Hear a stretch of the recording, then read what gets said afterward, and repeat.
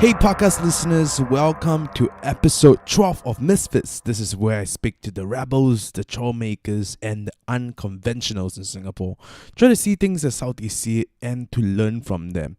Some of these individuals include Danny Wong, who started a $1 million cupcake empire, Betty Lee, who at the age of 60 went backpacking around the world for 400 days, and a whole lot more.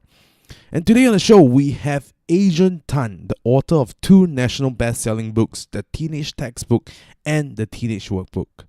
These books has been made into a movie, the Teenage Textbook movie, which topped the box office in Singapore for 4 weeks. Adrian also judges at the International Emmy Award-nominated debate TV show, The Arena, and he also helps in writing a story for The Puper. In this conversation, we spoke about the argument versus persuasion and how he used that later in his law practice, the writing process behind the Teenage Textbook, why he chose to be in law, and much, much more. So without further ado, like I usually say, I hope you enjoy this wide-ranging conversation because I really, really do. So welcome to the show, Adrian. Thanks, Brian. It's a very interesting place you have here. Yeah, so I mean, if you were to take a stab at describing your upbringing, like during your childhood, how would you describe it? So it was a very post 1965 upbringing. I was born in 1966, 1 year after independence, and both my parents were teachers, and they moved to an HDB in Commonwealth Close, Block 81. It was one of the tallest blocks in Singapore. It had 16 stories, and that was it was so remarkable that people would refer to it by its height, Zap Lak Lau. So if you tell the taxi driver, "Oh, take me to Zap Lak Lau, take me to 16 stories," they will know straight away that it's this HDB block. Oh wow! Yes. So that is the newest and tallest. At that time, it was like totally state of the art. Every 5 floors there was a lift landing. It was really awesome. And we had a common corridor. We had 2 bedrooms. We had 1 bathroom and this kitchen, galley-style kitchen. And then we had these louvers into the corridor. So when my dad became the first person to buy a television on his floor, then we'd watch TV, and then all the neighbors would be outside on the corridor looking in through the louver windows. No way. And back then, was it already color or still black and white? No, it was like black and white, and then my dad would say it was color. Can't you see it? What's wrong with you? And I'll be like, oh, gee, something wrong with my eyes. Then we had the first telephone. It was a dial telephone from Singapore Telecoms at that time. It was we had 5 numbers, 5 digits or 6 digits or something. It was really very primitive. And then people would use our telephone. So we have this whole row on 99K. That was my floor. So everybody on floor K, they would use our phone. So I'll be in at home, somebody would ring, and then they'll say, "I want to speak to so-and-so." Then I'll run out and knock on the neighbor's door and say, "Oh, there's a phone call for you." Then they'll come over and use the phone. Wow. So was that a business, like turned into a business thing, or was just community? It's all very communal. So when you live in an HDB block with a common corridor, you get to know everyone, and there's a lot of sharing involved. So if somebody cooks something, everybody knows what you're cooking, and then you have to share. So you have to cook extra. On the other hand, you can always borrow stuff from people, watch their TV, use their phones. My neighbor 2 doors down was my nanny, or she looked after me and my brother when my parents went off to work. So she was a washerwoman, but she also spent her time being a nanny. And then the person downstairs baked bread. So in their HDB flat, they actually had a huge charcoal oven, and they literally made bread and sold it out of their flat. Which by today's standard would be a completely illegal, fire hazard. Then you'd have like Facebook complaints and public shaming and stuff like that. But in those days, we just ate the bread. Do you have any brothers and sisters? So I have a younger brother. He's 3 years younger than me. He's a creative person, very creative. does a lot of stuff, travels all around the world. Would you say then your parents, are they English teacher, and hence? So they were primary school teachers. I don't know how much influence they had. Obviously, every parent would have some influence over their kids. But I think we were raised by all our neighbors, and we spent a lot of time with them and on our own. Yeah, no, I mean the reason why I asked that was because you picked up the English language. Yes, that happened only because I went to the right school. So when I was in Commonwealth Close, our whole floor, for some reason, was all Hainanese. Mostly, there were people there who spoke Hainanese. I think they were from the same village or something. We were resettled. There was only one person on the floor who didn't speak Hainanese, and she spoke Cantonese, and we all regarded her with suspicion. It's like, oh, she speaks Cantonese. And then my parents went to ballot me, and I got into ACS. And the first day I came back, I told my mom, everyone in school speaks English, which I found very strange.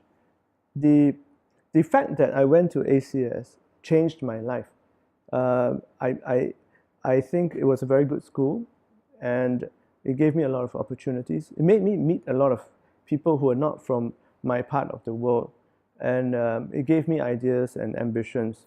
So I'm very unhappy if the good schools are kept away from the rest of Singapore. Right now, all our schools, the good schools, are put in Bukit Timah, and it's surrounded by upper middle class people who live in private property, and the kids there start to form their own elite community, and it's very hard for the rest of Singapore to break in. So if you're in the heartlands and you want an opportunity to see what life is like on the other side of the tracks, you may not get that nowadays. When I went to ACS, I was living in a 3-room flat, and I went to my classmate's house. I had a lot of friends, and they were very nice people. I went to their house and thought, wow, this is awesome. This is not this house is on the ground. They don't live in the sky. They have gardens. They have like places where they can put cars, and then they have places for useless things like a fountain, a pond. They have people who work there for them, like a gardener, and it made me want to explore that life, and it made me want to see how could I get that life.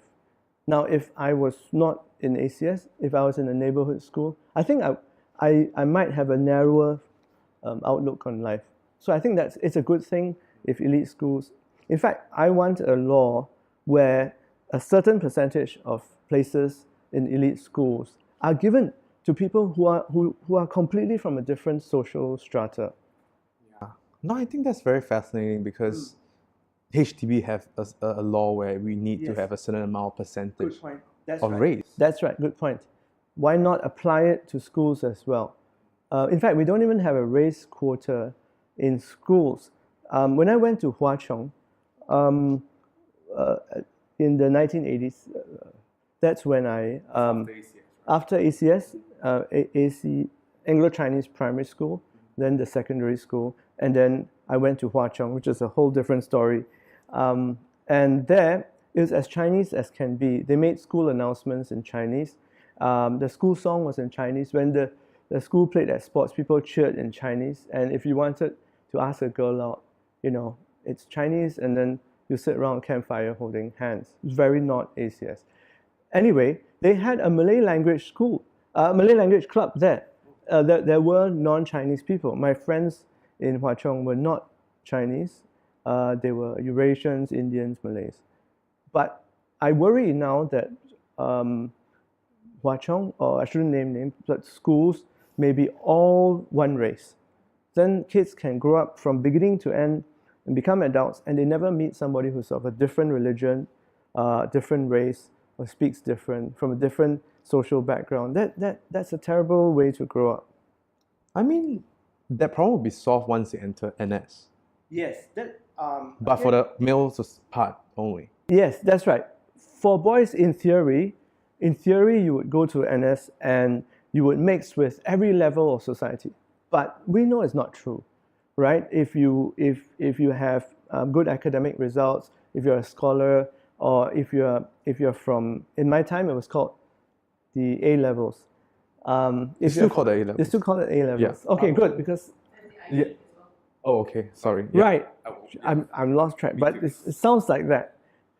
Thanks. So IB, I presume they would put everybody from A levels, my time, in one group. So we wouldn't mix with people from other groups. And so in theory, national service is supposed to be the great leveler. It's the benefit that we're supposed to get from NS. But in practice, I'm not sure that we meet people from all over Singapore.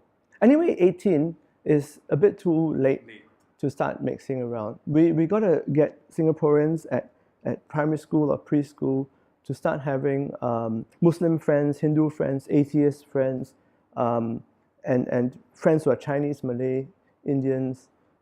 If we have race quotas in HDB flats, and that's a good idea, if we have race quotas in GRCs so that our politicians are of a good mix, why not have them in schools? We don't have them. I mean, you made a good point with that. I'm thinking that the race quota, the reason why it's got started is because of racial cohesion, That's right. right? Exactly. So right now, do you find that we still have that problem? Because then the reason was for that. Well, it's a good time to ask that question because we're amending our constitution to say that we need to safeguard minority status to make sure that the president of Singapore can sometimes be from another race, not from the majority race. Yeah. And that's because there's a real concern that maybe Singaporeans will tend to vote according to racial lines. I don't believe it, but some people think that's the case. I think it's quite heartening if you look at something like the latest Yahoo poll about who would be Prime Minister of Singapore. And far and away, Singaporeans chose Tharman Shanmugaratnam as being their choice for being Prime Minister, even though he's not Chinese. And I think they don't even think of Tharman as Chinese. They don't think of him as anything but just a competent Singaporean person. And maybe Singaporeans are becoming more race blind. We ought to go in that direction. Which is a good thing. I think it's a great thing. So with that being said, then Yes. maybe they can relook into the whole race quota thing in HDB, where is it something that they still need to uphold, or I mean it's just something to relook into. I don't think that if there's no need, then we don't need to change it. We don't change what's not Brian, broken. It's the perfect time to ask this question because either the race quota is very important, in which case don't just stop at HDB estates, but apply it to schools. Or we've outlived it, in which case don't apply it to schools, but take it out of HDB. Wow, it just got to the politics side, which will come by in one of the I really love talking about this. It's just that I just need to do some preammunition saying that like I'm not the best person to talk about politics. Sure. Just if I were to ask questions like pardon me. I actually didn't intend to talk about politics. I was talking about growing up. Sorry about that. I sort of went off. No, I would love to talk about it. It's just that when I spoke to Loretta, which Yes. your mutual friend, right? Yes. And then I was like, what is MVP thing? So Right. she in the interview gave me a lesson on what MVP is. Well, So we might need to come to that if we back to Commonwealth Close. So I lived there until I was primary 3, went to Telok Blangah. Telok Blangah was a weird new town as well. Quick question there. Yes. Commonwealth Close. So you were educated on English or Mandarin or dialect? So it was English because I went to ACS. ACS is an English So school. ACS is the secondary. It was primary as well. Oh, it's primary as well. Yeah. Okay. So So when were you in Commonwealth from? Is it? I was in Commonwealth Close. That's my address. Oh, okay. That was where my flat was. School is already In ACS, ACS, and that's then right. secondary school ACS That's as correct. well. Yeah. Okay, got it now. Yeah. So I went to the before that I was in the PAP kindergarten. So I was indoctrinated from a very young age. It was a great kindergarten. I met a lot of people there, very interesting friends. It's this whole idea of you have a kindergarten where you actually learn things versus playing around. So I have this opinion of modern preschool as being a lot of it's a lot very play oriented, but the PAP kindergarten, as you can expect, is all about like learning stuff and having exams and being graded, and I think that's important in a school system. So I'm not in favor of people talking about school in a very soft and fluffy way. No, I think both are important. In fact, I think I recently read that like Elon is self-schooling his little ones. Yeah, and he basically, the idea of intriguing them with how to do this, then while learning how to solve this problem, they learn the necessary skill that is needed. Yeah, okay, I get that. Yeah, that's something we need to improve on. And which is also what I think Kevin is doing here with Dylan. Actually, I didn't manage to get you to meet Dylan, but Dylan's fascinating. So Kevin also like spent time with his child. I think in a 3 to 5 year span, Dylan went on 2 TEDx talk, a 2,000 word essay on Esquire, as well as a successfully funded Kickstarter campaign. All below the age of, I would like to say, 14, 15. Right? Wow. Yes. Okay. Right. That's early start. Yeah. Yeah. And not saying that his academic wouldn't be, is nothing to be shouted for, Well, actually, but the rest. That's where I don't know, because if you have people who are homeschooled, I worry that they don't socialize. And Also, he's not homeschooled. okay, and the other thing is, I do think it's important to measure how fast children are developing. Yeah, so after that, I went to Telok Blangah. I moved there. Do you, the predisposition to the English language, when did you figure it out? Or did you even figure it out at all? That's from ACS. That's something, the school at that time was very careful about how you learned English. So the teachers spoke very well, and they were careful to teach us how to use English properly.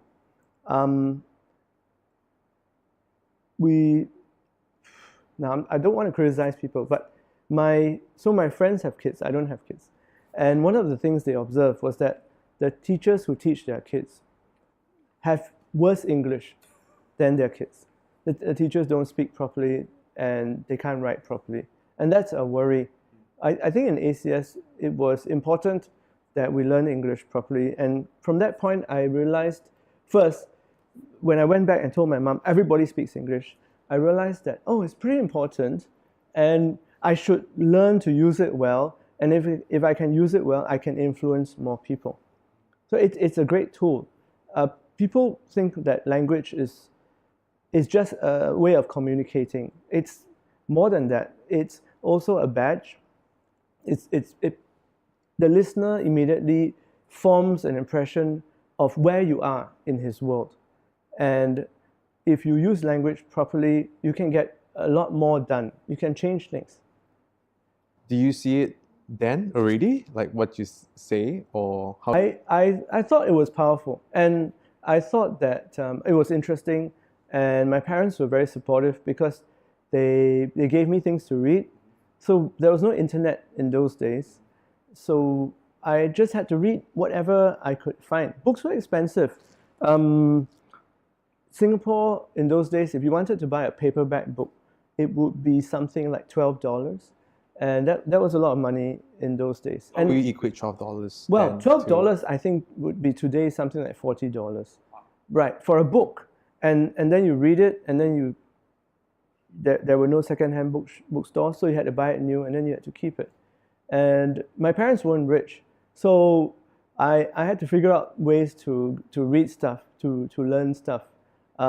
So I would then end up reading stuff that my father had lying around, which may not have been age appropriate. But in those days, you just read whatever you can. But your father then was also reading English. Oh, right. Books. Yes. His English is good, was good. Plus, in those days, the newspapers were better written. The Straits Times was very well written. You couldn't spot many errors in the Straits Times. And today, I think there's a lot more content, and it's quite interesting. But I don't think they edit it as carefully. So if you wanted to learn English from reading the Straits Times, you would have problems. Kids today have a lot more opportunities, but they have to be more discriminating about what they want to read if they want to improve their language. So those days I read whatever my father had on hand, which was thrillers, some stuff that was a bit political, I think, before when Singapore was independent. And things like 1984, George Orwell, which probably was not good for someone in primary school to read. Yeah, no. Would you think that your ability or your flair towards the English language is natural talent or I get you. Okay. I think a lot of it can be inculcated. So I believe you can get hold of reasonably smart kids and give them the materials and teach them how to write well and speak well and read the right things. And after a while, I think most of them get it. But for you yourself? Well, for Because me, you wrote the teenage textbook and I just reread it again and was like, wow, this is actually pretty, Thanks. because back in the days when I was a teenager, Yes. when I read it, I probably wouldn't appreciate you're as much still as... a teenager. No. Yes. Right.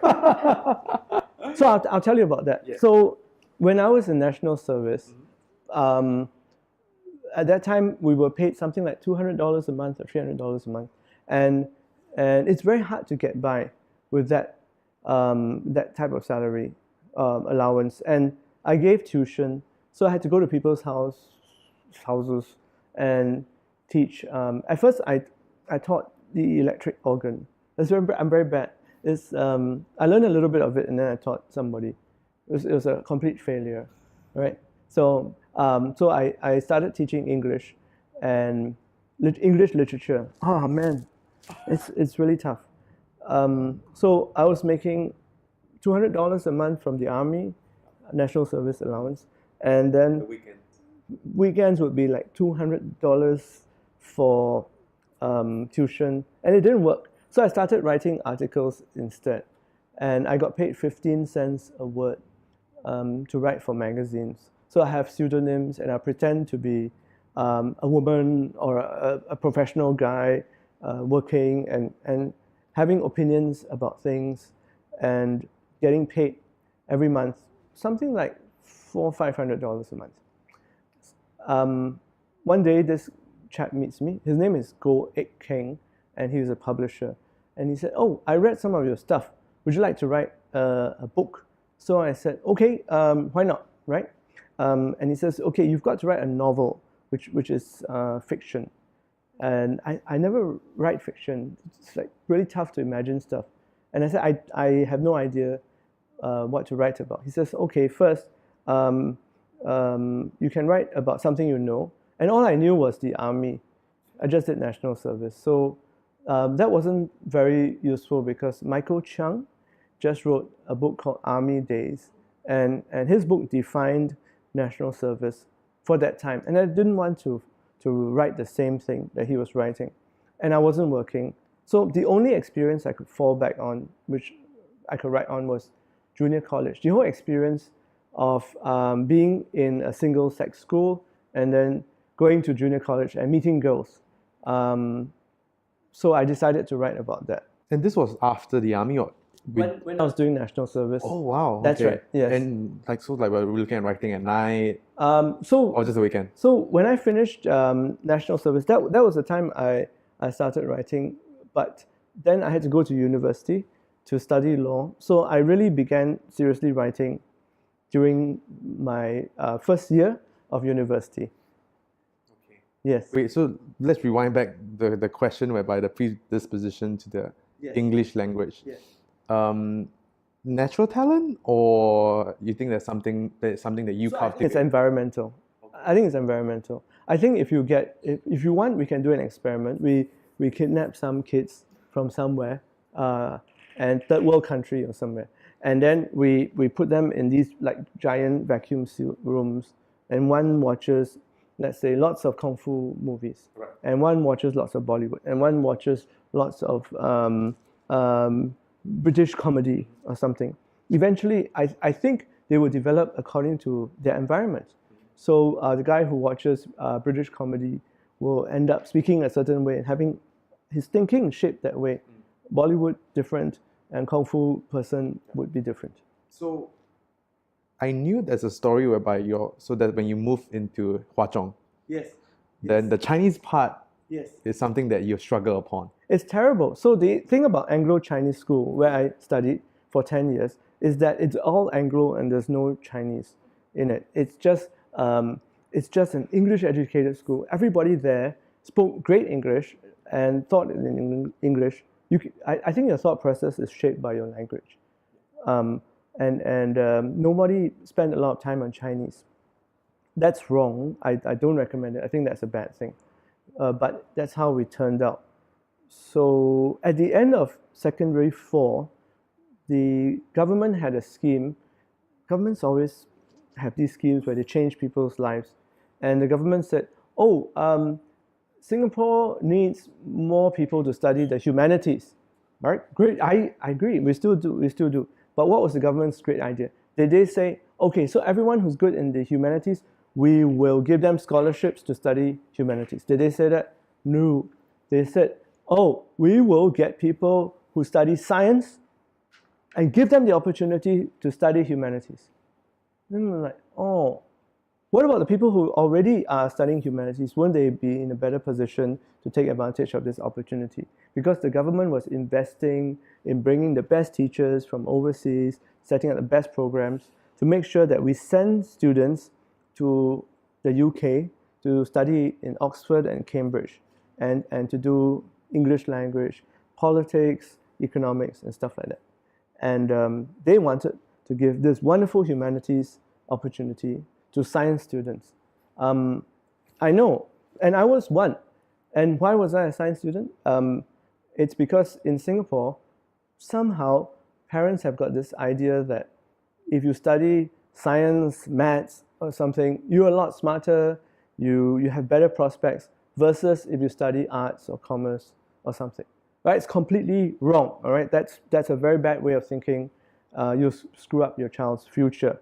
But it comes about because our education system shows value by saying people who score well, we are going to stream them and we are going to put them in classes where it's science heavy or maths heavy. And people who don't do as well, we'll let them study something easier. Like what? Like history, like geography, like economics, like literature. That's so easy, right? Compared to 1 + 1, so difficult. Anyway, because of that policy, I ended up doing science and maths. I'm not a big fan of it. And after that, Back to Chinese. Yes. Hwa Chong. Yes. So I went to Hwa Chong because of the humanities scholarship. This is a giant detour. Right? And the whole interview is going to be like this, just to warn you. Okay. Right. I hope we have enough time. I have. Yes. So I went to Hwa Chong because I was told, and it was true, that they had very good teachers from the UK to teach us and prepare us to have a university course in England. But it was situated, this island of British education was situated in this huge Chinese junior college. So there were all these conflicts between the UK teachers and the administration of Hwa Chong, which was very different-minded. And I went there and I realized, first off, that for the first time in my life, I would have to make friends with people who didn't naturally have English as a first language. So what I mean is they won't watch English movies, they won't listen to English music, and they won't even talk to you in English. Because I'm Chinese by So race. needless to say, you have a hard time making friends Yes. too. Because of language? Well, I made friends eventually because we can get past those things. I think, but we've got to put people in that situation where you meet people from different backgrounds. But my Chinese is still crap. But needless to say, you did manage to scrape through enough to get by Yes, Hwa Chong. I failed my Chinese the first time, and it was not a boring failure. It was a spectacular, world-class failure. The sort of failure that like Chinese teachers from other classes would come and just look at me and think, "Oh man, this is the guy who screwed our JC." So yeah, it was a spectacular failure. It's really bad. It's like F9. Is that like the A level situation or J1? So okay. So I have to pass my Chinese to get into university, and I almost didn't. I had to take it many times. So people in Hwa Chong, Chinese is like drinking water. So they do their higher Chinese or S paper as we call it. Like 3 months went into a 2-year course, they pass it and they get a distinction. And I'm like, no, I'm not even doing the higher Chinese. I'm just trying to scrape through. And I fail and I fail and I fail. But you had enough. You didn't like retain in a year though. No. Okay, no, well that's the system was a lot kinder in those days. I think because we departed from some of the thinking during Lee Kuan Yew's earlier bilingual policy era, where he equated being good at 2 languages to IQ, which is it's a completely different skill set. Anyway, the upshot is that I had friends who had to drop out of Hwa Chong because they couldn't pass their Chinese. So they were good in everything else, but just because of one subject, they had to drop out. And I think that's a terrible shame. so you just managed to sort of just scrape through. Scrape through. Okay. Yes. By just memorizing like idioms and. You know, there are so many techniques. Correct. So you can memorize like the opening of any essay, and so whatever essay topic that comes up, you will whack in your universal standard introduction, which is in this life there are many issues, and sometimes when we are confronted with situations that we have not experienced before, we can only apply the lessons that we have learned by our parents. And that takes up half the essay. Then the beginning, then the ending bit. You can say that through this experience, I've learned that I must trust in my elders and blah blah. So that's universal ending. So it's like that iPhone 7 kind of plug, the lightning plug to your headphones. You have that adapter, and then you can use the adapter for anything. Gotcha. Yeah. The middle bits were horrible. Yeah. And during then was the time also you went into debating. Oh, I like debating. Yes, I did it a little bit in ACS, and in Hwa Chong, but I did most of it when I was in university. And in Singapore, it used to be a lot more fun to debate. It's a lot more serious now. I judge some debate competitions. Our young people are very smart. They're very articulate, but there's a bit more to debating than that. So they need to know a lot of stuff, and they need to be persuasive. Being persuasive is different from being argumentative. Being argumentative is I say something and then you contradict me. I say something, you contradict me, and then you show that everything I say is wrong. That's an argument, but you're not going to change my mind. So Donald Trump can say 10 things, and I can prove to you that everything that he says is a complete and utter lie. And on top of that, I can prove to you that he's a bad person. That's an argument. I may still not persuade you to vote against him or to vote for somebody else. So debate is all about persuasion, not argument. So it's something that we're lacking, I think, when we look at our debate scene, which is a whole hour of discussion. No, I let me just dive in a little bit because I really love that topic of persuasion. Yes. What do you like? How can one be more persuasive? Learn to be more persuasive. Right.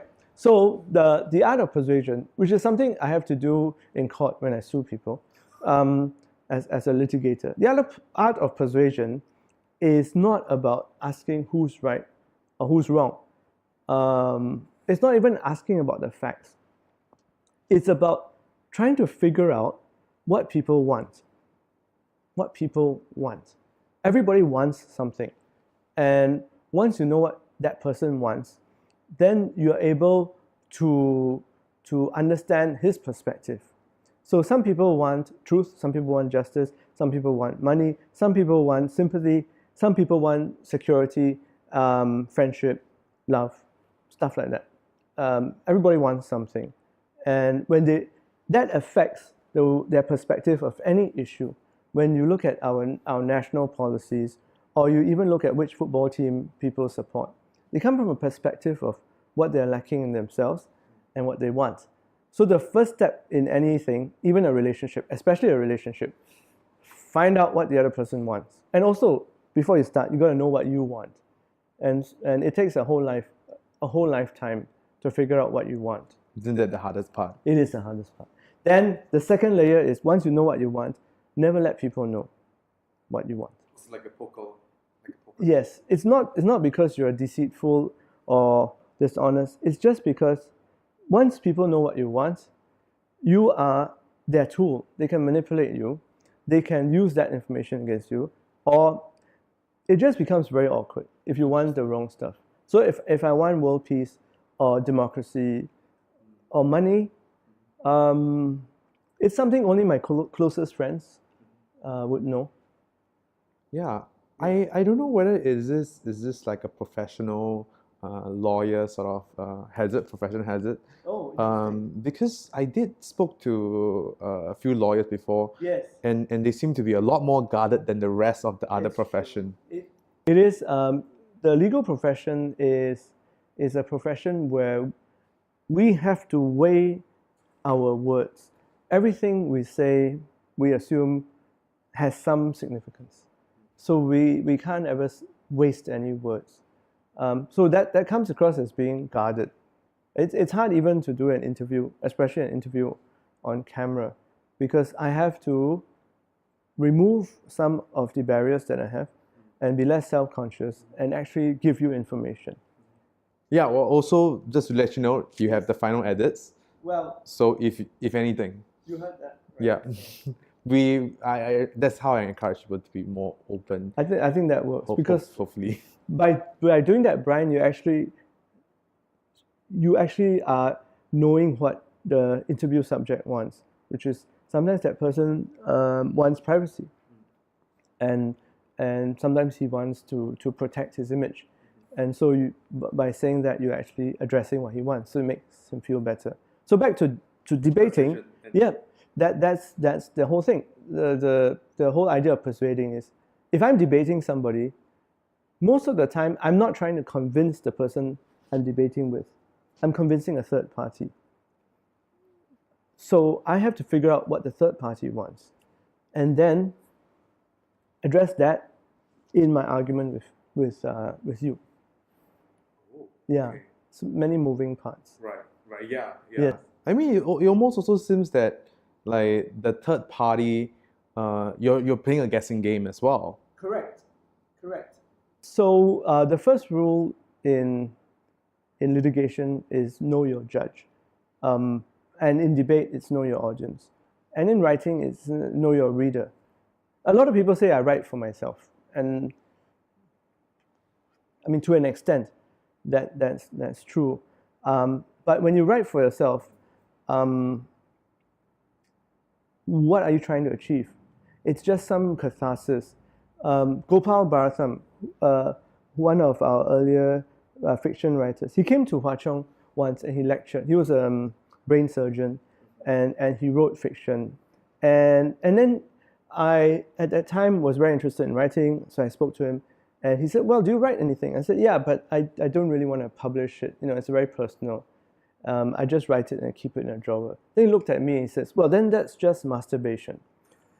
And I still remember it. I thought, well, yeah, it seems quite pointless if I write something and keep it there. But then if I write something and I want other people to read it, why do I want people to read it?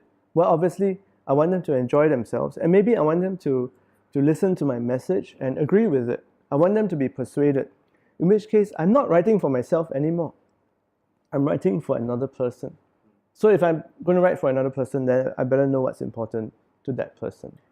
Actually, I mean, funny that you mention it because Yes. I feel a lot of that when I reread the teenage textbook. Oh, thanks. Tell me. And yeah, I feel that the way of how you write it, in the sense of the economy of words, Right. is put into such concise detail. Almost, another author I remember, it's like Murakami, writes very concisely too. where it actually delivers a lot of information, and every paragraph is written in such a way where it have a little twist, Yes. and it makes things interesting, not by the page, but by the paragraph. Thanks. I'm not worthy to be compared to Murakami, but I appreciate your observations. When I was writing, I imagined myself talking to somebody who was constantly distracted. So in those days, there were no handphones, but you can imagine trying to talk to somebody who is checking his messages all the time. Then you have to deliver information in a certain way so that he's interested to hear the ending of it.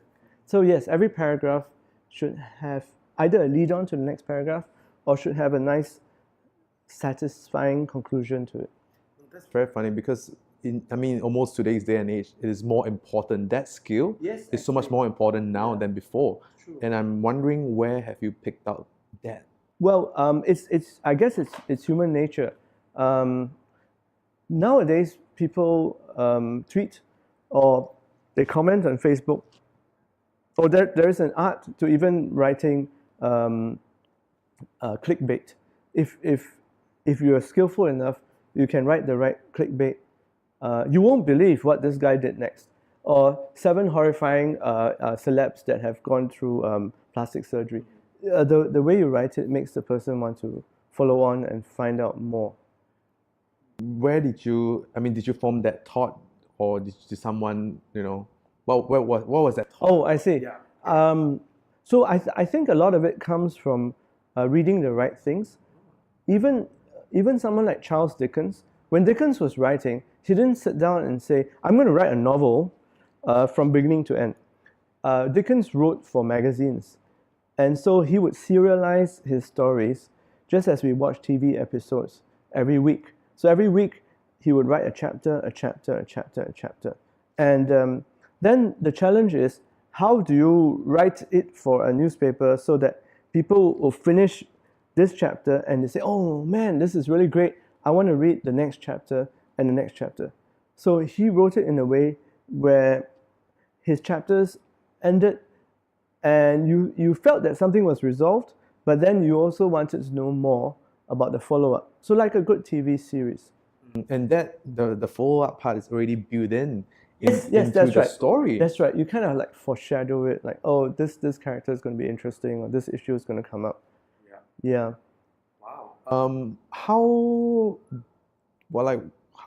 What were the literature heroes Okay. that you have back then? So my favorite author then and now is George Orwell.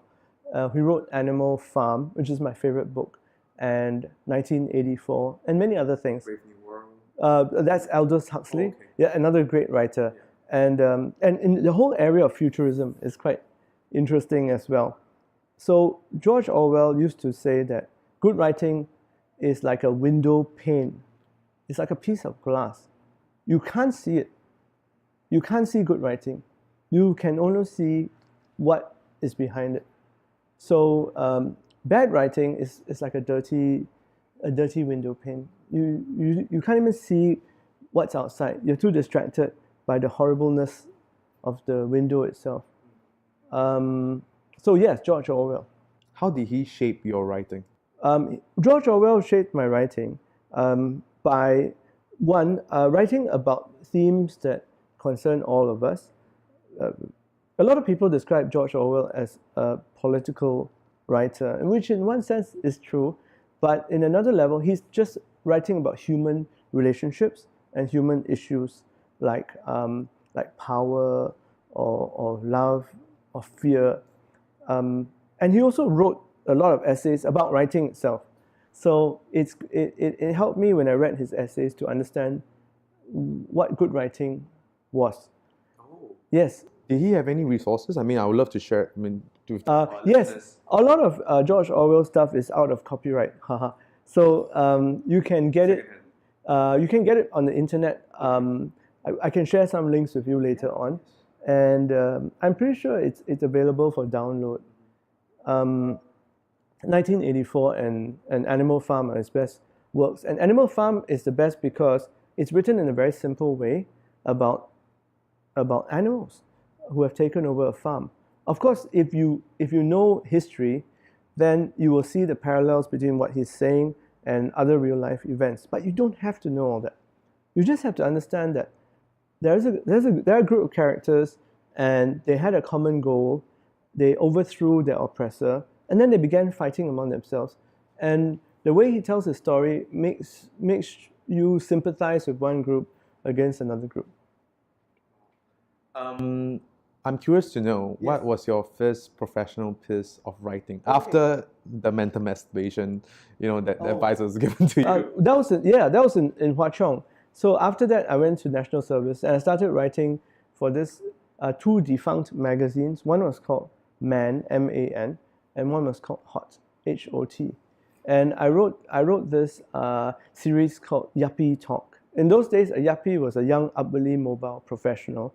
So the magazines were targeted at people in their 20s who were professionals and who were high-income earners, who drove flashy cars and who would buy the things that these magazines advertised. Beautiful clothes, watches, stuff like that. Very materialistic. But I was nothing like that. I was not in my 20s. I was not a professional, and I didn't have disposable income.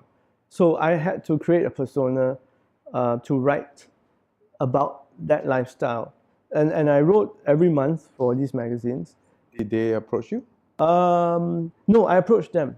I approached one of the editors and said, let me contribute.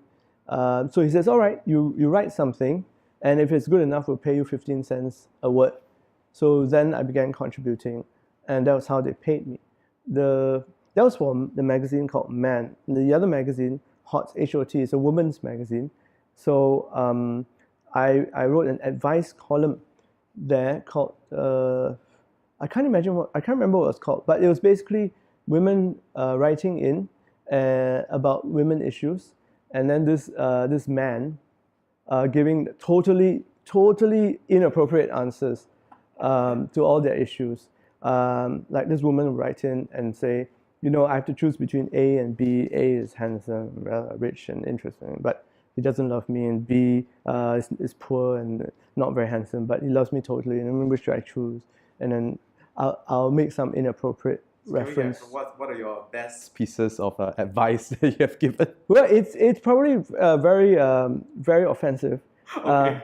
But the thing is that all these letters were made up, because obviously if you want to do an advice column, how do you get the questions that come in? Then you can reply, right? So the big non-secret is that you have to write your own questions, and then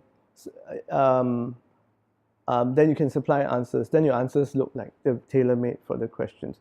So I then pretended to be somebody who was probably middle-aged and who had gone through a lot of relationships and therefore could speak from a position of experience.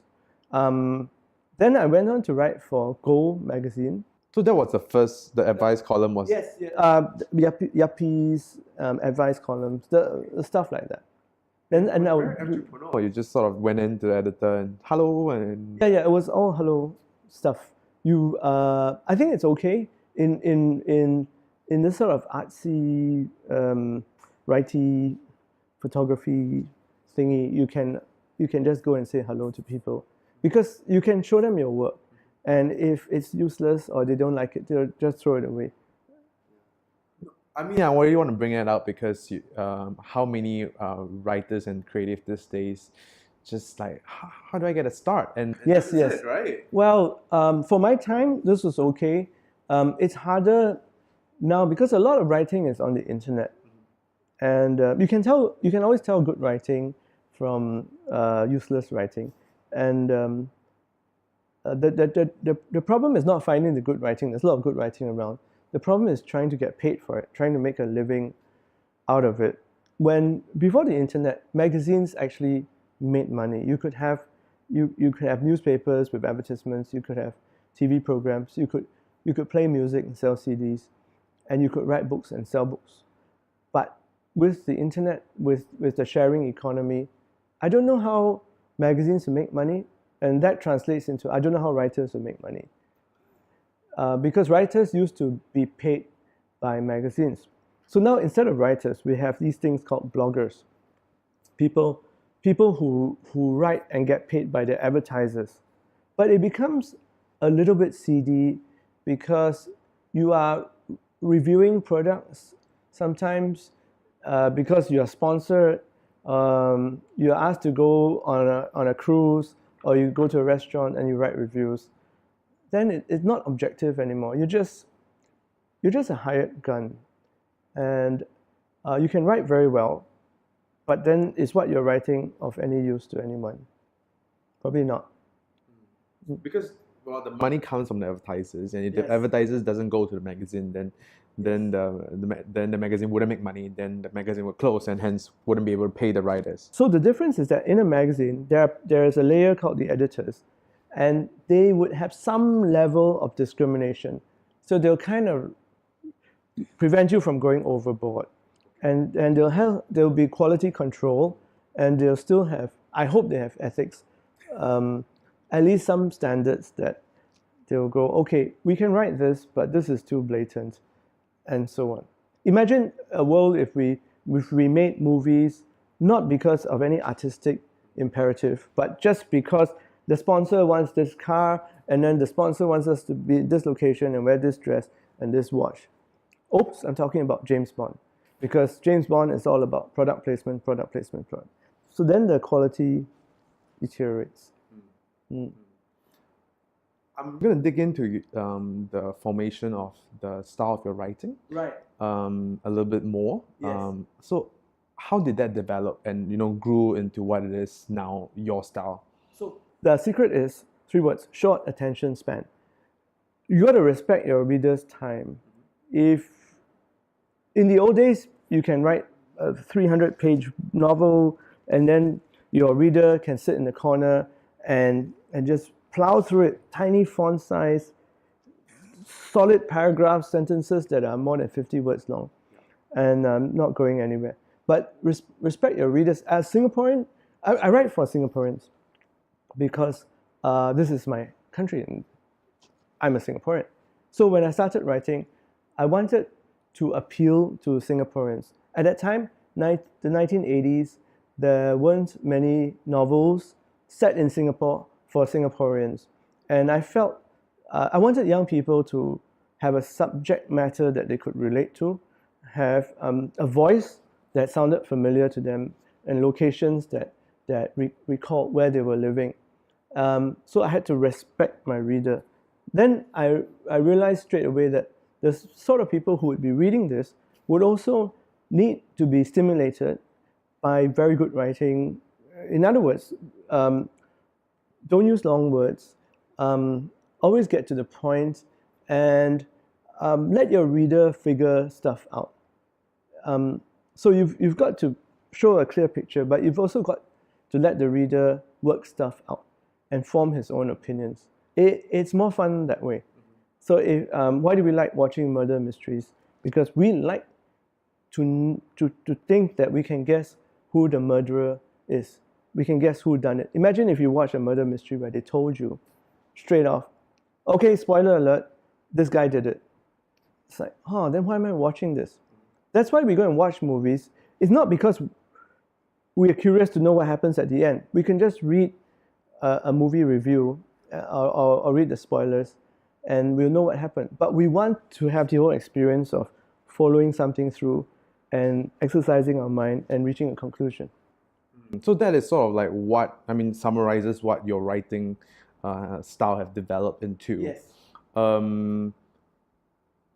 How did that shape over time? Okay, great. Yeah. So before when it started, how was it like? And then like the process of it becoming what it is. I'm probably a better writer now than in the 1980s. So when I was starting, I made a lot of mistakes, and I was still learning how to write stuff. And one of the things I learned over time is that shorter is better. Shorter. Have more complexity, but get to the point faster. So in real terms, that means every time you finish writing something, go back and see what you can remove. without changing the meaning. Remove, remove, remove, remove. Your teenage textbook Yes. that you wrote, how many draft and what was So it took about 3 months to write. So I would finish school or come back home, and then I'd have dinner, and from around 7 p.m. to about 10 p.m. I would be writing, and I'll be writing on this. It's called an Amiga computer. I don't know whether you remember Commodore. It's a very old type of computer with a giant screen, and then I would finish. Before the Pentium one. Oh man, it was way before. It was Okay. like powered by rubber bands. It's really old stuff. Wow.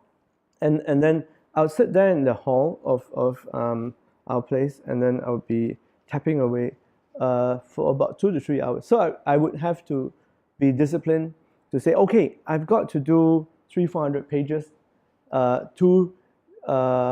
every day, and maybe more on weekends. And I can't go backwards. I can only go forwards. Because the thing about writing is if you go backwards, if you start saying, I wonder what I wrote yesterday, let me improve it, you'll be still stuck on chapter 1, page 1. So you just have to bash through. That took like the 3 months of 3 months of nights. Yes, 3 months of nights, correct. Where I didn't have much else. Well, I wasn't doing my homework in law school, and I wasn't doing much else. And the edits after, was that in the 3 months? No. So then I finished it, and then I gave it to my publisher, who was also my editor, and I also gave it to my wife, who was my girlfriend then, and I got their opinions and what they wanted to change, suggestions. Okay. I want to talk a little bit about the payment function. Oh yeah, sure. As Yeah. writers, and maybe that would sort of segue into law. Okay. So for everybody who writes a novel, I would recommend them to sign a contract where they get either a payment, a fixed amount for their work, or they get a royalty. A royalty means for every book that they sell, the author receives a percentage, usually 10%. So let's say a book sells for $10, then the writer may get a royalty of $1 per book. And publishers, when they publish, they usually publish in something called a print run, which is about 2,000 to 5,000 copies. And if they sell out all their books, then they would reprint, correct. So if someone has a print run of 2,000, the author would make about $2,000, $1 per book, assuming the book's $10.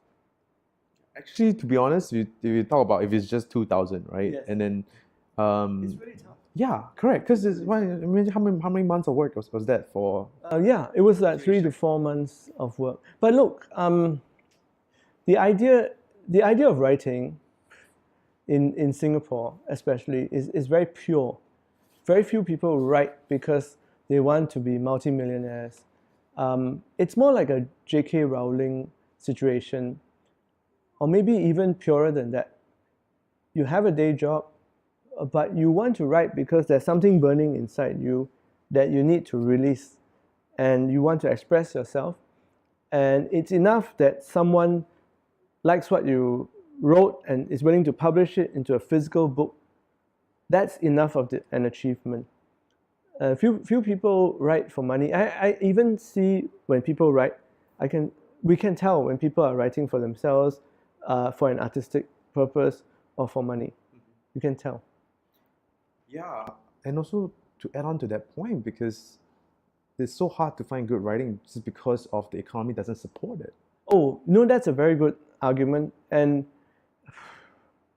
the question is, some artists, and I include not just writers, but any type of artist, some artists feel that their art is motivated by a higher purpose. And when we introduce the money element into it, that really ruins everything. So for those sorts of people, you can be a poet, you can be a musician. You just do it because it's beautiful. And so whether you have good quality work, whether you get paid or not, that's the theory. In practice, though, writing novels, which is different from writing poetry, writing novels requires a lot of time. It's a real commitment of a few months. I was involved in the Epigram Literature Award, where they are every year giving a fantastic cash award for the best novel written in the English language in Singapore, and they have got very good entries. A lot of the books that came through that I helped to judge, I was very impressed with. But they were obviously the work of years. Somebody would have a full-time job and then would come home and just be committed enough to spend 3 or 4 hours just working to have this novel take place. And I don't know whether paying people for it makes it better or worse. Where do we find really good literature? In the UK, in the US, people write very well. Sometimes you think of Murakami or you think of some of the British writers when they write, or the American writers when they write. Are they writing because they want to get a big bestseller? Probably not. I don't get a sense that is uppermost in their minds. So how do they survive then? Beats me. We can't give writers grants and say, for 2 years you don't have to work. I'll pay you a salary every month. At the end of 2 years you must produce a book. That's kind of weird, right? That really is not how we see writing. But how else can we do it? Put them on welfare? We can't even guarantee a good writer will produce a good book, because good writers sometimes produce crap books. I think there are artists, what's that, like scholarship or something where he stays. Yes, so a writer in residence, kind of thing. Yes. Yeah, I don't know enough about that to talk about it. It seems quite pressurizing, though. If you put someone in a room and say, okay, for the next 2 years we're going to pay you, but at the end of it you're going to come up with a book. But on your point of view, you write really fast then. Like, you wrote it in 4 months. Okay, so it so happened that I had the time to do that, and I was in law school, which means that I could skip classes and skip assignments and generally not attend to my schoolwork. So I had to pay a price for it. So now segueing into law. Right. Why, what were your motivations when you were choosing law as a career? And what were the alternative too? Okay, so there really wasn't much of an alternative. Yeah, I like being a lawyer. I like the part where we meet people and then we help people and get things done. And I also like the drama of it, when you have conflict and you go somewhere and have it resolved. You have it publicly trashed out, and there is a winner and a loser. I like that whole process. Did you know about that when you were choosing law? Yes, because strangely enough, law, the legal profession, is one of the most featured professions on TV, in movies, in books. It's like doctors. You kind of know what a doctor does. Oh, somebody got injured. They rush them to emergency, and then this doctor comes up. He wears this green stuff, and then he cuts you open, and then he fixes you. So as a kid, you can understand. Okay, that's what a doctor does. This is what a fireman does. This is what a reporter does. This is what a lawyer does. So it's a very easy job to understand. The reason I ask is also because, do you feel that there's a disparity between the marketing of law on TV shows, which, maybe now with Suits, back then it was Boston Legal, and the law industry, and Yeah. There's a bit of a disconnect if you look at Singapore law versus the American legal dramas that you see on TV, which is why a few years back I helped to conceptualize this TV series called The Pupil, which is available on YouTube. And it was a 2-season thing which showed how a Singapore law practice works. A young trainee lawyer called a pupil joins a Singapore law firm and meets 2 lawyers. One is Adrian Pang and one is Janice Koh. Yeah, I know. Yeah, all lawyers look like Adrian Pang, by the way. Just very cool. And then she has Singaporean cases.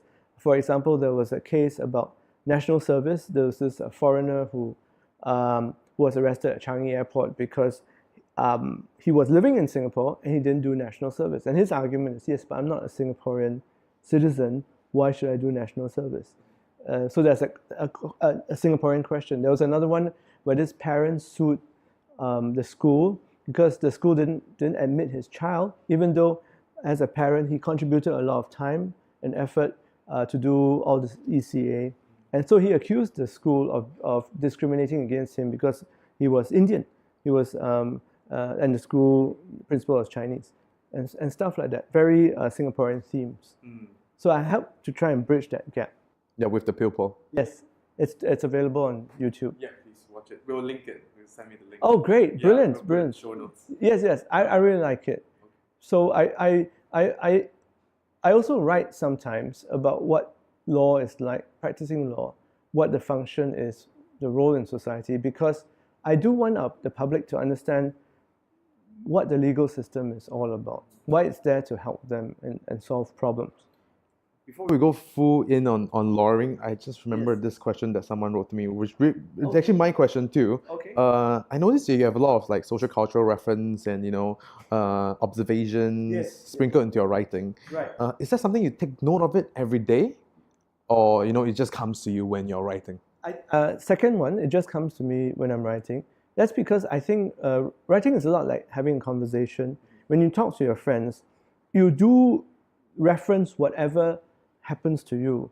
So if you like football, then when you talk about something, you'll have a football reference. Like, oh, this reminds me of the time when this manager took charge of this team or something.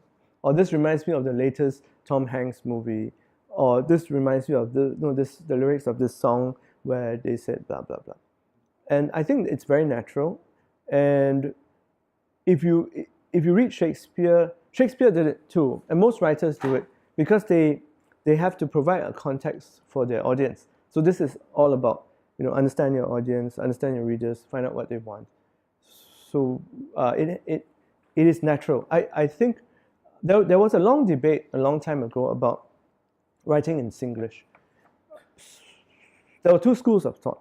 One is that we should write with Singapore social cultural references and Singlish because this is who we are.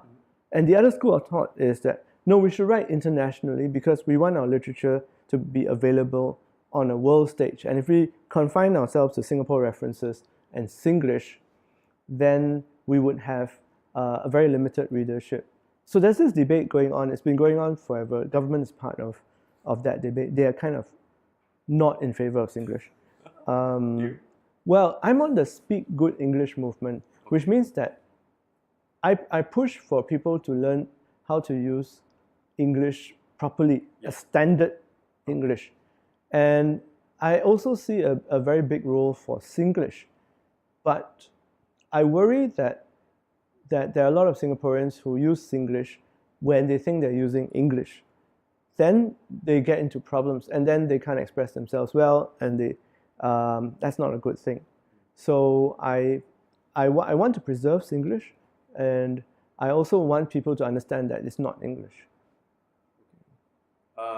I read your article on Straits Times on July on the lawyer. Yes. We should link it. It's a great article. Oh, thanks. Yes. The hired friend. Yes. Yes. To what degree of truthness is there in? I only write 100% truth. I'm a very truthful person. A lawyer is your friend that you can hire. So it's sometimes, we don't. I think I have about 3 friends. After 50 years of living, I guess I have about 3 friends. And I know people who have a few more friends, and I know people who have 0 friends.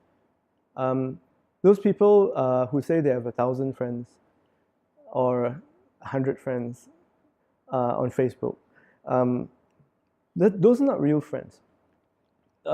Friends are people who, it's not about feeling, it's about what they do for you, how they care for you, how they protect you, how they stand by you and give you support and make you happy. So if we have one friend in our lives, we're very, very, very lucky. And I'm lucky because I have more than one friend. But sometimes we don't, there are people who don't have friends or don't have enough friends, and then they get into trouble. Then they need friends. This is where lawyers come in. Right. You can hire a friend.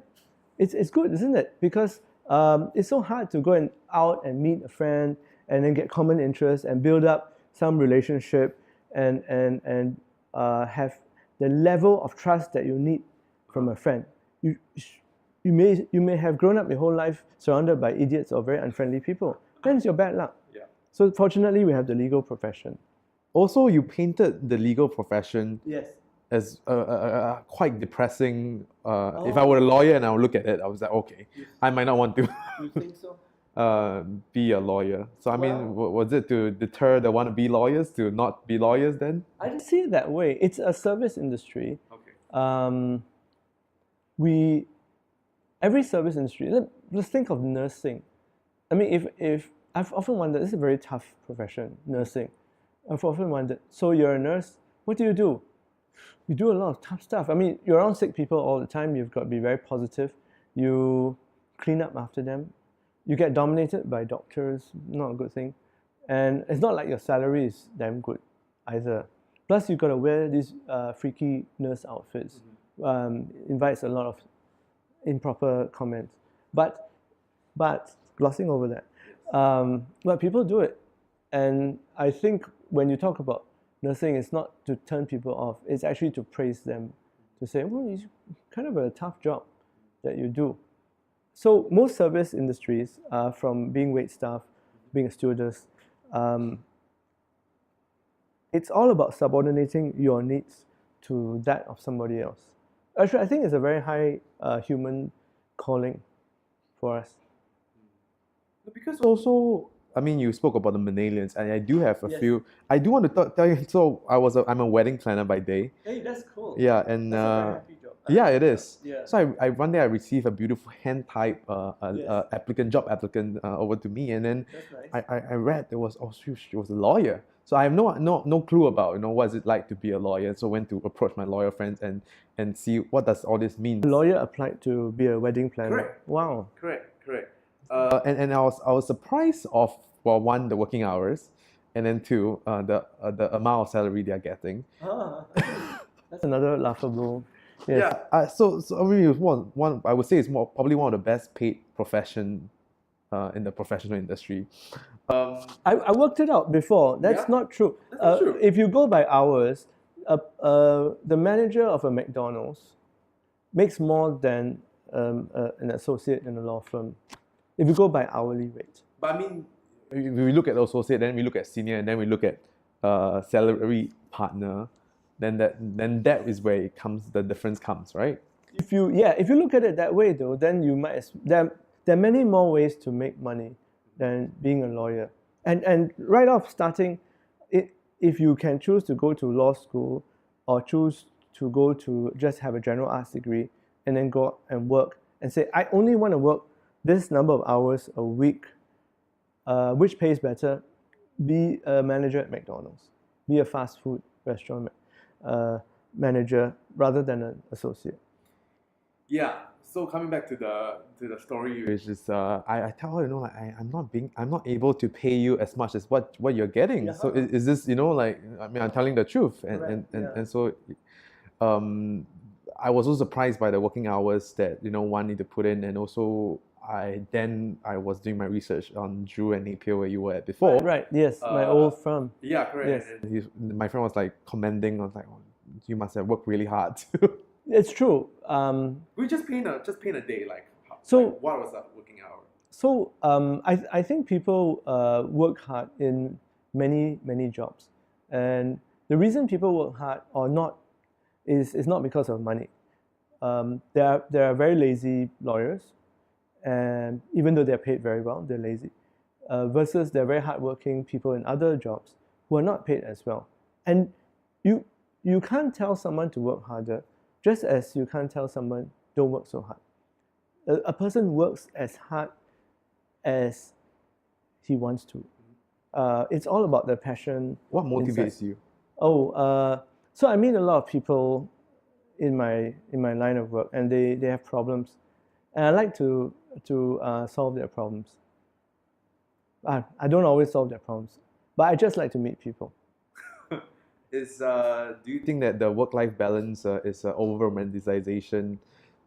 So this is a complete myth. This idea of work-life balance, and I want to say to you that work-life balance is an invention of the 21st century that never existed before. Because think about it, when early man started cultivating land and became from hunter-gatherers, we became farmers.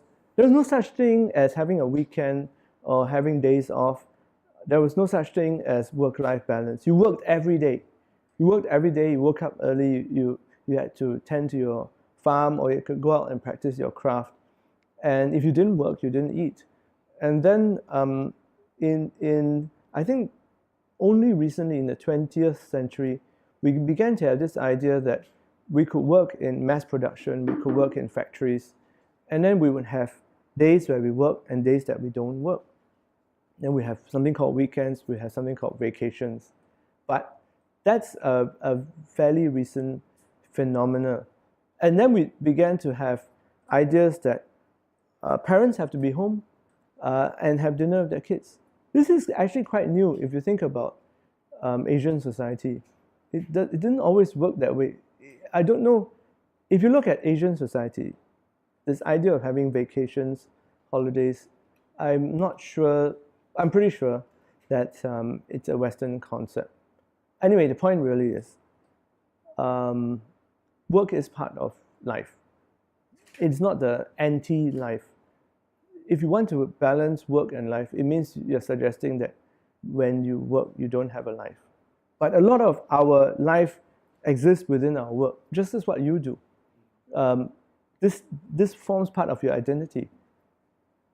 You don't say to yourself, "Oh, I'm dying to finish this interview and get on with what I really want to do." This is what you want to do. This is your life. So there isn't a balance. Work, life, same thing. How about the notion of work and break? Because yes. then you work really long hours. I mean, Yes. more than just long hours, it's also Yes. mentally Yes. taxing. So, good point. Yeah. There's times we spend in the office. For me, doing stuff, writing stuff, talking to people, working stuff out. And then there's times I spend away from the office where I talk to my friends, or I watch TV, or I sleep, or I exercise. But it's a 24-hour job in the sense that I'm always thinking about my work. So this is different from being in a factory. And this is where the concept of work-life balance comes from. I think if you work on a production line, you work from 8 a.m. to 5 p.m. with a 1-hour break. Work. You finish your work at the factory, you take off your overalls, and then you go home. You don't do any more work. It's gone. The work is in the factory. But those are people who work with their hands or with their bodies. And you work with your brain, and I work with my brain. So when it comes to 5 o'clock, we don't say, I'll stop thinking about what's occupied me for 8 hours a day. You don't say, I'll stop thinking about planning tomorrow's events. I just stop. I can switch it off. No, it carries on. It dwells in your mind. So we don't have a break from brain work. Interestingly enough, so since you mentioned that, maybe what are the what are some of the most common personality or perspective mismatch with millennials? Well, you just said one, right? Which is the myth of the work-life balance in the law industry and the millennium lawyers. And I ask this also because I have many friends who left, who became creative. They shoot photos, but they end up, with this 4 years or 5 years of intensive training with the law. I mean, not to say that the training is gone, and but because it is a lot of time that's being invested, and if it's something that they could know from the start that they would not like to be working 24/7 thinking about the subject, then we can save that time to make them be more protective. So let me say something to defend millennials, and that's this. Every generation that goes through being teenagers and 20-something, they get condemned by the older generation, right? Every generation, from the post-war baby boomers, when they came out, when they were growing up, they were teenagers in the 50s, they were condemned by their elders who went through the war. And no, you don't know anything. Of course, though that Second World War generation were condemned by their parents because their parents said, we were migrants. We came from China to come to Singapore. You don't know how good your life is. And then the baby boomers grew up post-war, and then they had babies during independence times. And then they told their kids, wow, you guys don't know how lucky you were. Now you're born in modern Singapore. Like my parents used to say, you don't have to carry water. We had to carry water all the time. We had to kill chickens. And it was a big deal. Apparently, the water carrying duties were endless. So we were told over and over again how lucky we are. And then we do the same to our young people. When they're 20, man, you'll have it so good. You got internet. You get all the information in the world on your fingertips. You can study anything you like. I'm giving you all these opportunities. You have tuition. You get breaks and stuff. Not like my time. And then we denigrate the younger generation because that is what human beings like to do. And when this younger generation starts working, they get to their middle age, they get families, and then they say, okay, now's our chance to differentiate ourselves from the next generation. So there's Generation X, Generation Y, Generation Z, and the millennials. And each generation wants to be superior to the next generation. So what do we do with the millennials? Or we say, well, they're very entitled. What does that mean? Oh, well, they feel that the world should be a certain way. And I'm like, yes, that's true. But when you were young, you also had ideals. You also had beliefs and aspirations. Because when you're young, you're optimistic. You want change. And every generation goes through that. In the 70s, the people who protested the Vietnam War were 20-somethings, were teenagers. So they were the ones who showed the conscience of the world and said, you should do things like this. It's always the young people that have the biggest hearts. And then as they get older, we start to work on them and we start to disillusion them and we start to tell them, it's not as good as you think it is. The world will never change, and just be like us and just keep your dreams small. So for the millennials, we are now giving it to them. The whole world we've given them a label. That's the first step, millennial. Second, we pick on stuff that we used to do, but we say it's them. Oh, you people, you work very hard, but you like to take a break and you like to change your careers. Excuse me, this is not the first generation that changes careers. Young people change their careers, and young people are always searching for something, and they will settle down, and they will be different from you. That's the whole point of being young. So what we should do is we should appreciate and treasure what they have at this moment when they're young and they haven't been whacked by the world, when they still have their eyes open and they can still ask questions. We should treasure that and say, okay, tell us what you think. We've been doing this for 20, 30, 40 years. The world isn't that great. It's not perfect. So you tell me your ideas. And we should listen to them instead of making fun of them. But we'll keep doing that. And the millennials will do that to another generation too. So coming back to the question, whereby, do you find that there are any like a personality mismatch, Yes. or what are most of the common ones that like that you observe, and maybe you think, okay, this person is not cut out for this. The young people that work for me, work with me nowadays. So I'm 50, and I have associates in their 20s, 30s, and they're very hardworking. They're driven by passion. That means they have to believe that what they're doing is morally right. So in law, it means you have to believe that your client is not a crook, is really truthful and has integrity. And if my associates don't feel that way, I always use them as a barometer. I use them as a way of reminding me whether I'm working for the good guys or the bad guys. So they have a good indicator of whether I'm working for good guys or bad guys, and they'll tell me. They work very hard, but they also need to. They like to learn stuff, so they want to know stuff. They're interested in stuff, and so I have to constantly to keep. Yes, I have to impart. Correct. That's perfect word. And I recommend that for people of my generation.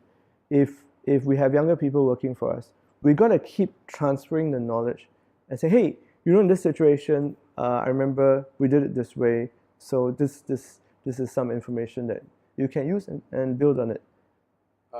Conversely, then what would be like some good personality types, or what's your person that is coming into the law industry be excited about, or like that's the reason, that should be the reason why you are here? Okay, you can't hate people. If you work in law, yeah, you gotta be a sympathetic person or empathetic person. It means that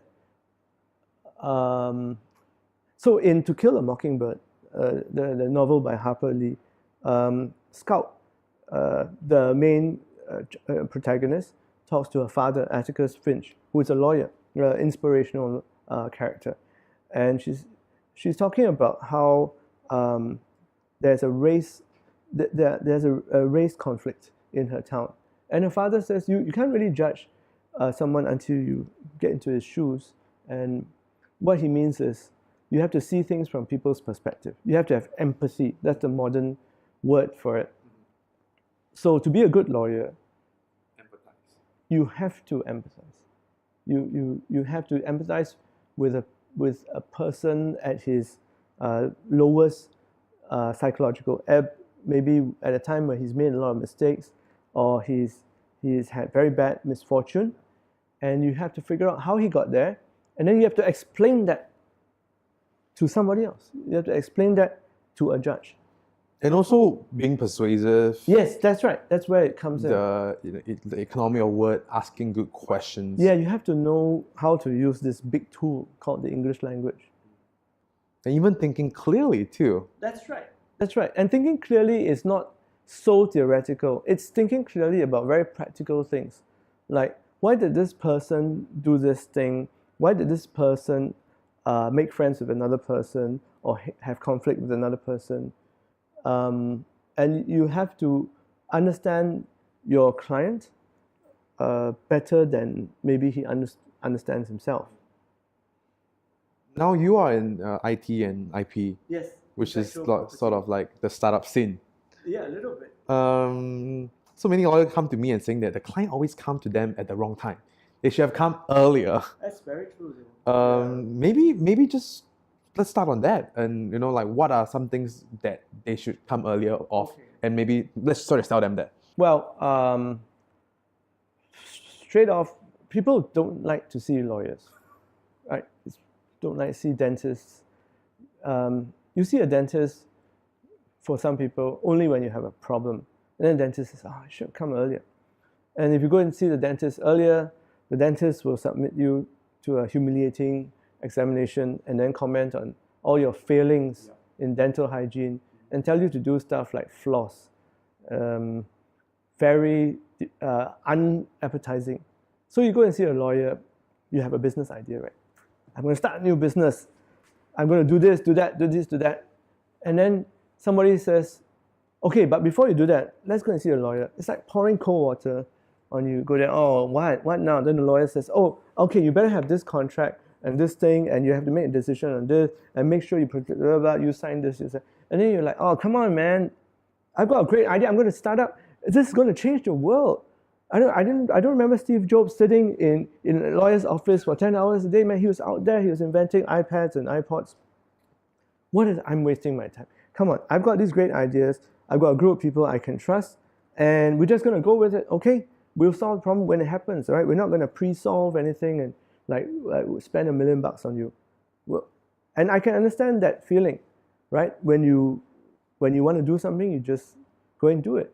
And the lawyer sounds like a kiasu kind of wet blanket, always telling you the downside and what terrible things could happen. You don't need that, right? The whole world is telling you why your startup's going to fail. You don't need to hire somebody to tell you that. So when would be the time then? From the beginning, but people are not going to do that, all right? They will not do it. I can predict it 99% of the time. People don't go and see their dentist. And they don't go and see their lawyer. Let's just put on that fact that people don't. Right. Then let's make it easy for them, because lawyers are expensive. Firstly, so do you think that there is any cheat sheets they could? Sure. Right, maybe a contract where you can find that in this repository, they could at least have some form of defense without paying the upfront. Because the main thing was, other than the cold blanket, is the cost. One of the best lawyers is called Google. And if you're going to do something, and for some reason you don't want to see a professional, you want to do it yourself, then at least do your research. If you want to start a company with somebody else, then you need to have a contract, and you need to spell out what your partner is going to do, what you're going to do, and things going forward. And a lot of good things on the internet that you can find if you want to do it. But you know what? You know what costs more? Doing it yourself or getting a trained professional to do it? Which costs more? It's doing it yourself. Mm-hmm. Because you don't even know where to look. You're going to waste a lot of your time. And when you're a startup, the one most valuable thing that you want is not capital. All right? You can get capital, you can raise funds, you can find people to invest. What you don't have is time, is your mind share. You want to devote 100% of your mind to launching your startup. You're not going to spend 50% of the time solving legal problems that some guy has done before. He can do it in 10 minutes. So why go and do another person's job? We spent 4 years training for this, plus another 4 or 5 years just learning the ropes, so that we can get to a point where we can tell you how to do it. Why do you want to reinvent the wheel? I think, also the cost side being startup where there's no capital, right? It's a trade-off between time and capital. So which one is more important for you? The other thing is it's a preventive measure, that if you see the right lawyer at the beginning, you will not have problems down the road. But nobody's going to tell you that, because nobody's going to sit around and say, oh, I avoided having this multi-million-dollar legal problem because I saw this. No, because they didn't have the problem. What would be the minimal, you think? In terms of just cost. Right. If you want to start up, then you should have a contract between you and your shareholders to understand who is supposed to do what, who is supposed to contribute what.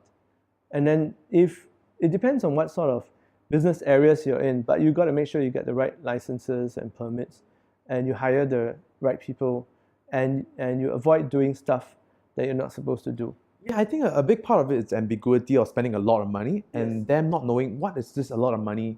Is it 10,000? Yes. Is it 1,000? Yes. Or is it $500? Yes. So you can get a quote from a lawyer. Like different dentists charge different amounts. So you can talk to a lawyer and say, hey, what's the... And most lawyers will be able to tell you, okay, normally when you start a new company, you got to look at this, it costs this much, this. Okay, I think that's a really good advice. I think Yeah. just going into for a quote. Yeah, just get a quote. Yeah, even then you will learn what you need. Yes. Then if you want to do it yourself, then you'll be able to know what you are looking for. Yes. So you got to treat your lawyer as your collaborator and your partner, because he's going to first, you have to let him understand your business, and if he doesn't get your business, that should ring alarm bells, because lawyers know a lot. They've seen a lot of businesses. So if your startup sounds funny to your lawyer, it's weird. You should rethink it. And second, you can tell him what your plans are, and he can probably tell you what's doable and what's not doable, because he would have seen. Oh yeah, yes, I know a client who went into Vietnam and this, oh, he encountered this problem, so you better watch out for it. So your lawyer is like a collaborator. He also has a stake in your company, and he also has experiences to bring to the table. But even then, I also heard of cases where law firms actually become a stakeholder, Yes, yes. and that happens too. Yes, it's not common, Yeah. but it happens. If the lawyer is really excited by your business. The relevance or the overlaps that you see in the writing and in the legal. Okay, so nowadays a lot of legal practice involves writing. And in the old days, you will see lawyers going to court, talking a lot, and winning because of their beautiful voices and the way they can speak and grip you. But nowadays, it's all done through writing. So the best lawyers are very careful how they write, because they're writing for people who are very busy, who also have a short attention span, who are very intelligent, and they have to communicate things in a very persuasive way. Then the differences, or what I see is one is creative Yes. and the other is logical, Yes. right? How do you balance that, or do you even balance at all? It's an interesting dichotomy. If you think that creative writing is divergent, if you think that way, yes, then it's different. But not all creative writing is divergent.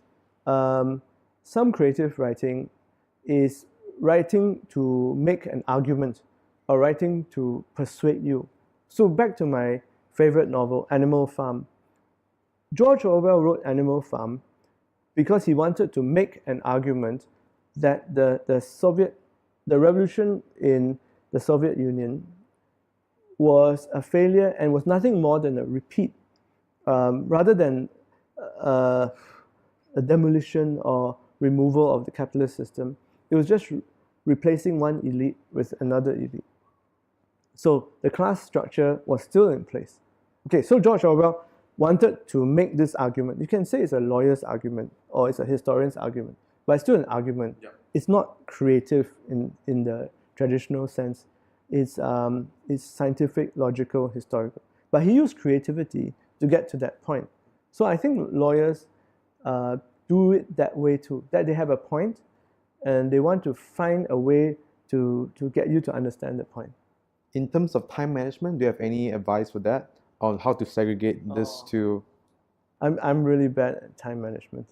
I think just to generalize, we probably need more training in school about time management. In school, we learn a lot of useless subjects in school, and school is an example of very, very bad time management. The amount of time that we spend teaching kids useless stuff is amazing. So in school, we studied things like differentiation, we studied things like quadratic equations, we studied physics to a very high level, or chemistry. Totally useless, all right? You don't need to know all that stuff. What we need to study in school, stuff like time management, we need to study financial management. How to manage our own lives so that we don't get into debt, we don't get into financial trouble, so that we can invest and have enough money to retire. We have to teach kids that. We have to teach kids how to relate to other people, to have social skills, to be courteous, to be civic-minded. We have to teach kids to become good citizens, just to be able to introduce themselves to other people. And we have to teach kids about things like love and human reproduction and hygiene and food and health, and how not to eat the wrong things and get really fat and ruin their lives. We're not teaching our kids any of that. All the important stuff we're letting them learn on their own behind the garden shed. And we're spending useless time teaching them quadratic equations. I just want to respect your time. Also, yeah. Sure. I think we're okay. Oh, we're okay? Okay. Let's do a quick turn and move into the thing that we started wanting to talk about. Okay. Politics, just ask a few questions of that. Sure. I saw your speech on the one that you did for the interpretation of the story for George Orwell. Yes. Correct. Yes. So much to ask, but maybe Is it on YouTube? yes, it is on YouTube. Cool. Yeah. We have cultivated a bunch of smart people, and so many of those you mentioned don't take action on the important. Oh, I see.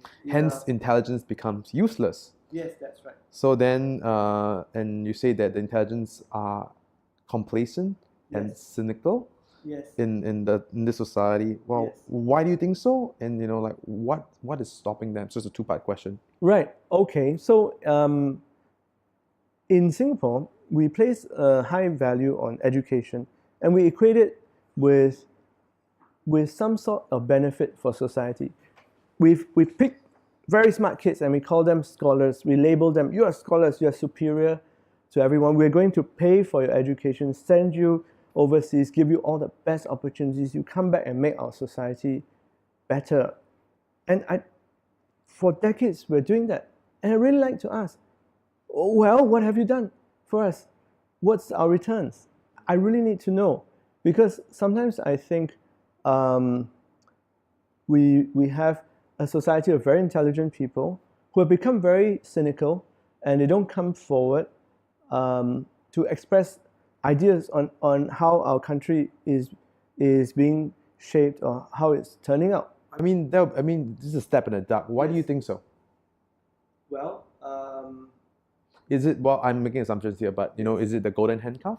Because they are locked into this lifestyle of wealth and just having beautiful things and eating nice food, and hence not being able to spare the time out? Or is it the time they don't, just being a lawyer takes a lot of time, or neither, or a doctor? It's I'll give you the answer, which is actually a theme of many things. It's the government's fault, but I don't mean it the way people mean it. In Singapore, we've become a society where we have this great reliance on the government to provide solutions, to identify problems, and to guide us forward. Every time something goes wrong, it's the government's fault. Every time something goes wrong with the haze, we say, oh, well, the government should do something about it. Go talk to the Indonesians. And every time something goes wrong, like the Zika virus, oh, the government should do something about it. So it creates an over-reliance. It does, and it's really the wrong mindset, because it then stops us thinking of solutions for ourselves. It stops us identifying problems for ourselves. It stops us even spelling out priorities for ourselves, because this country is our responsibility. But that's really hard, because then you're just naming things that a good government does. Yes, so we can have a debate about what we want a government to do. There's a very basic level of government that maybe we want, which is to provide security. I mean, national defense, and security in the form of having a police force, applying law and order. Yeah. And that's it. That's it. The rest of the stuff, maybe the government should get out of the way. Maybe public housing, maybe public transport. Not every country has public housing or public transport. Right now, the government is trying to grapple with things like Uber, whether to have Airbnb, whether to allow people who live in housing estates to have Airbnb. That's good, that's bad. And sometimes I think it's not really the government's problem. It's a social problem. And we should offer up our ideas too. We shouldn't sit around and say, okay, let's wait for the government to come up with a solution. so that we can criticize the government. What do you think then It doesn't work. stake in this part of the solution? To guide as a meandering guide Well, solutions? I don't think the government knows, and I don't think we know. No one knows the answers to the first world problem. Well, in America, for example, right now the feeling is government generally is not a good thing.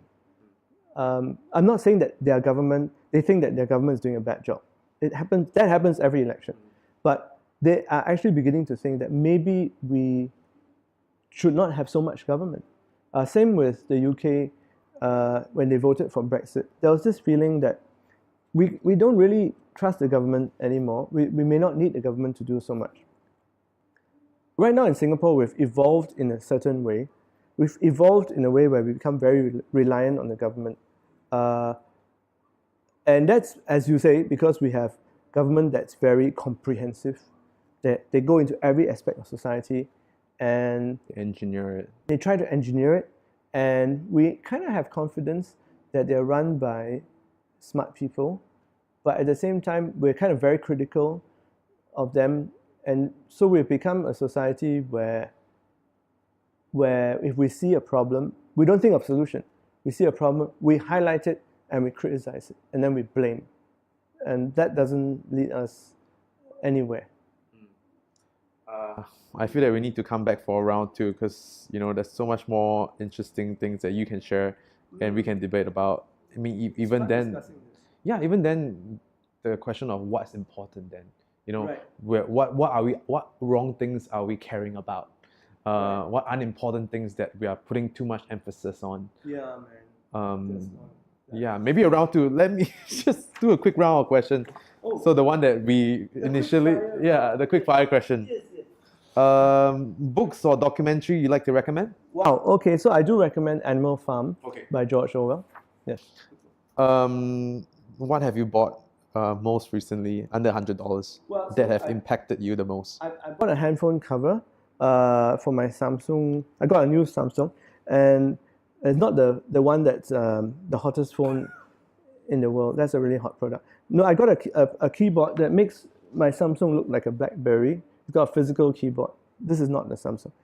Anyway, the point of it is that it's under $100, and it's because no one else makes physical keyboards anymore. Yeah, do you still use a Samsung now, or you are using BlackBerry? Well, I'll use my BlackBerry until it dies. Then I'll use the Samsung with the physical keyboard. And what it does is it allows me to type without looking when you have a physical keyboard. And that's very good in court because you can pretend to be paying attention when you're actually writing some long email. Got it. Yeah. Any advice for your 18-year-old self? Yeah. And 30 and place us? Yeah. I think if I could travel back in time, and I could talk to my old self, I'll probably tell him, just be positive and helpful, and everything will turn out okay in life if you are positive and helpful. And if you are negative and unfriendly, nothing's going to come out of it. When we're young, we are very defensive and insecure because we're growing and going to be adults. And sometimes we think, I better create a shell, I better withdraw, I better distance myself from the rest of society. And be cynical. And I'll probably say, no, don't do that. Just open up. When you think of the word successful, who came into your mind and why? Oh, well, anyone who has a lot of time is a successful person. And time equals freedom. I'm very short of time.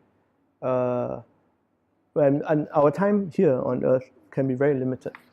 You can be as rich and successful as you like, but if you don't have any time, then you're a failure. Any routines or habits that you find important? I think it's very important for everyone to wake up 1 hour later in the morning. Just, if you're supposed to wake up at 8, just lay there in bed, 8:05, 8:15. Just let it sink. The world's not ending. Nothing bad will happen. Just feel it, right? Just let your heartbeat slow down, breathe a bit. You'll live longer. Good advice there. what are some of the most common misconceptions about you or your work?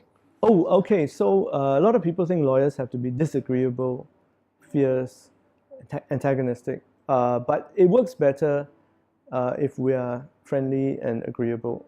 The legal community in Singapore is very small. We know everyone, and most of the time we get along, and it helps to solve problems if you're a nice person.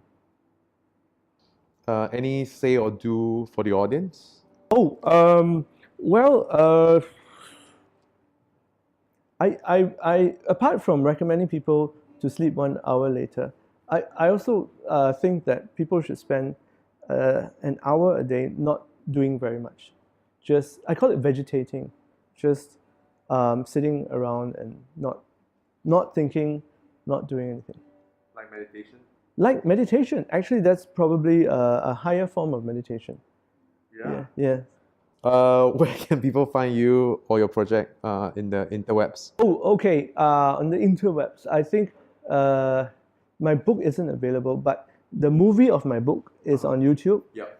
It was made in 1998. is available. Oh, is it right? It's so I bought it on Popular web store. I put a link there. Oh, great. Okay, I'm very grateful because people always ask me. I think it's in Popular. I think it's in Kinokuniya. It's not on Amazon because it's such an old book. It's not on Kindle or anything like that. Anybody wants to convert it to Kindle, let me know. Someone once asked me to sign an autographed copy of my book that was photocopied. It was very nicely photostated with the cover and everything. I was like, oh, this is pretty impressive. It costs more to photocopy it than to buy it. Anywhere else? No, but YouTube, watch the movie. Yeah, that would be my recommendation. Great. Thank you so much for coming. Oh, thanks very much, Brian. It's really fun. Yeah, we should do a round two sometime. Yes. Hey, my good folks, this is over. I hope you really enjoyed the conversation. I had so much fun speaking to Adrian. He's such a funny person. So, as usual, all show notes, links, books can be found on the website, brianvictor.com. And I can't tell you much about the upcoming episode, but there's some really exciting people that are coming on board Misfits. I'm really excited. So if you want to find out more, you want to be notified for upcoming episode, you can go on Misfits, brianvictor.com, and you sign up for the mailing list. I will send you guys the email when the episodes are out. So in the meantime, I hope you have a fantastic week ahead.